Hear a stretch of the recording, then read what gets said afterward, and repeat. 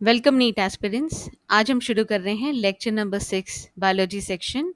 Title है mechanism of evolution. So same chapter के sequence में ही मैं एनटीए सिलेबस को भी कवर करते जा रही हूँ। सो वीडियो में हम पहले कॉन्सेप्ट को समझेंगे एंड उसके बाद हम एनसीईआरटी लाइंस को रिव्यू करेंगे, दोनों old and new. So last lecture में हमने डिस्कस किया था बिल्ट इन वेरिएशंस के बारे में। आज हम डिस्कस करेंगे कि what is the origin of this variation. So, according to De Vries, there are sudden changes, whereas Darwin claims there are gradual changes. Gradual means it takes time, it happens slowly. Then, changes are single step, here, changes are multi step. Changes are large, changes are small. The changes are random, here, the changes are directional. Okay, so changes हो रहे हैं जिसे डेफरीज ने mutation कहा है and Darwin ने variation, और ये सारा डिस्क्रिप्शन है चेंज का। सो अगर हम इन सारे पॉइंट्स को क्लब करें तो जो थ्योरी डेफरीज की थी वो है saltation theory. Sudden single step random large mutations are responsible for new species formation. So new species formation के लिए कॉमन वर्ड है speciation. So according to de Vries sudden changes होंगे, लार्ज होंगे, रैंडम होंगे, म्यूटेशंस होंगे, जिनकी वजह से स्पीशिएशन होता है, न्यू स्पीशीज फॉर्म होती हैं।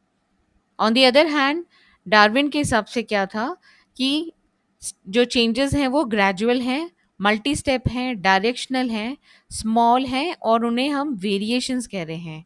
They are responsible for speciation. So इस कॉन्सेप्ट पे बेस्ड आप देखिए क्वेश्चंस कैसे आते हैं नीट में। According to De Vries, the mechanism of evolution is, आप बताइए। मल्टी स्टेप डार्विन का है तो ये आंसर नहीं होगा। Saltation, yes this is the answer. Minor mutations नहीं है, मेजर म्यूटेशंस हैं, लार्ज म्यूटेशंस हैं।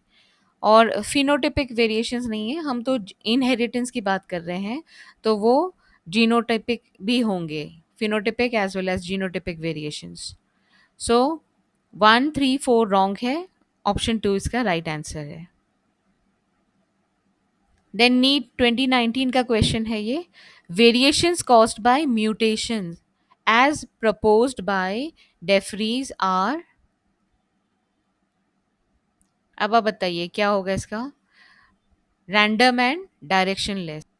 रैंडम है इसीलिए उसको डायरेक्शनलेस कहा जाता है, राइट। रैंडम एंड डायरेक्शनल नहीं होगा। स्मॉल नहीं होता है, स्मॉल डार्विन का कॉन्सेप्ट है, अगेन स्मॉल डार्विन का ही कॉन्सेप्ट है। सो राइट आंसर इसका ऑप्शन 2 हो जाएगा। सो देखिए कॉन्सेप्ट छोटा सा है और मैंने टैबुलेट अच्छे से कर दिया है जिससे आपको क्लैरिटी मिल जाएगी कि आपको नीट के रिलेटेड इतना ही पढ़ना है। अब एक सिंपल सा एक क्वेश्चन है कि दोनों में से कौन रॉन्ग है, डेफरीज रॉन्ग है या डार्विन रॉन्ग है। सो देखिए दोनों अपने टाइम के हिसाब से राइट थे, based on the knowledge and technology available at that time. Darwin का टाइम कौन सा था, 1836 में उन्होंने अपनी वॉयज को कंप्लीट किया था, एंड डेफरीज का अराउंड 1870 टू 1880 उस टाइम पे है। 1900 में तो उन्होंने अपने पेपर पब्लिश किए थे which were related to Mendel's work. Although he had no idea of Mendel's work, he worked on similar lines. इसीलिए कहा जाता है कि डेफरीज rediscovered Mendel's work.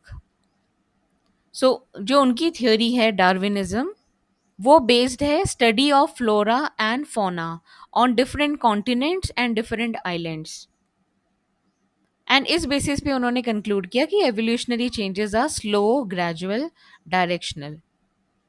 On the other hand de Vries ने किस पे काम किया है, इवनिंग प्रिमरोज, साइंटिफिक नेम है ओइनोथेरा लामार्कियाना। तो उस बेसिस पे इन्होंने कंक्लूड किया कि evolutionary changes are large and sudden.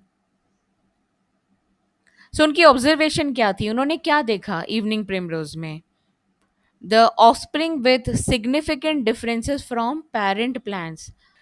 इस केस में क्या हुआ, इवनिंग प्रिमरोज में जो ऑस्प्रिंग के फीचर्स थे वो कंप्लीटली डिफरेंट थे पेरेंट प्लांट से। सो ये था बेसिस कहने का कि सडन में चेंज आ गया है जीनोम में, एंड इस तरह से न्यू स्पीशीज, न्यू वेरिएंट्स बनेंगे और वो वेरिएंट न्यू स्पीशीज बनाएंगे। ओके, तो आप समझ रहे हैं दोनों के काम को। इन्होंने बहुत ही लार्ज स्केल पे काम किया था और इन्होंने एक सिंगल प्लांट पे फोकस किया था। सो ये डिफरेंसेस टेम्पररी नहीं थे, इन्वायरमेंटल नहीं थे, ये जेनेटिक थे, क्योंकि वो पास ऑन हुए थे जनरेशन्स में। So DeFries believed that these large sudden mutations were the primary mechanism for formation of new species, and उन्होंने इस कॉन्सेप्ट को नाम दिया था saltation. So take home message यही है कि आप ये समझिए कि दोनों ही राइट थे और दोनों के काम ने कंट्रीब्यूट किया फाइनली एक एवोल्यूशनरी थियोरी को डेवलप करने में।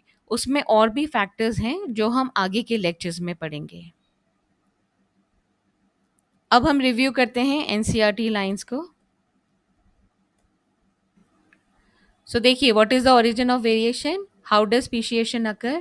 So according to DeFries, his work was on evening primrose, and he thought mutations and large differences arise suddenly in a population, and that is the cause of speciation. Single step large mutation leads to speciation. The process is called saltation. तो बस इतना ही है ये छोटा सा paragraph. I hope ये lecture आपके लिए यूजफुल होगा। Thank you so much for watching my video and take care of yourself.